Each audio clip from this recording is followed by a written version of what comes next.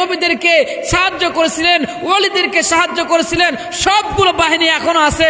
আমরা যদি এখনো মাঠে নামি, সবগুলো বাহিনী মুসলমানদের পক্ষে থাকবে। কথা বলেন ঠিক কিনা?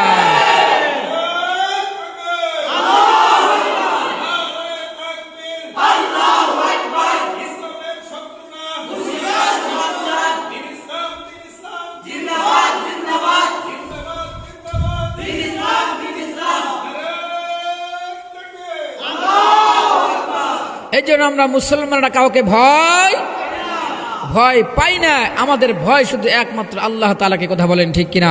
আমরা আল্লাহর পক্ষে থাকবো। যে জালিমে আমাদের সামনে আসুক না কেন, আজ পর্যন্ত কোনো জালিম টিকে থাকতে পারে নাই, ভবিষ্যতে থাকতে পারবে না। কথা বলেন ঠিক কিনা? দরকার পড়লে গাজওয়া হিন্দের সৈনিক হয়ে আমরা মাঠে নামবো এবং মুসলমানদের বিজয় ছিনিয়ে আনবো। কথা বলেন ঠিক কিনা?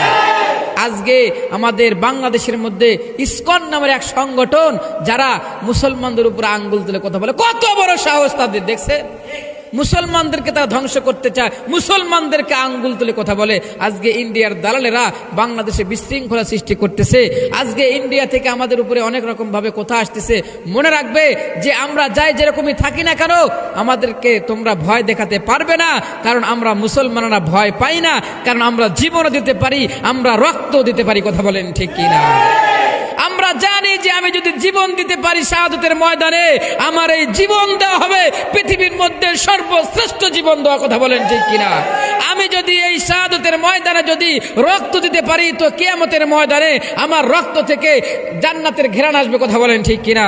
এজন্য মুসলমানদেরকে তোমরা কোনোদিন ডাবাইতে পারবে না, মুসলমানদেরকে তোমরা কোনো কথা বলবে না। মুসলমানদের দিকে যদি তোমরা যদি আঙ্গুল তুলে কথা বলো, মনে রাখবে তোমাদের ধ্বংস অবিলম্বে হবে। কথা বলেন ঠিক কিনা? এজন্য সাবধান করে দিচ্ছি।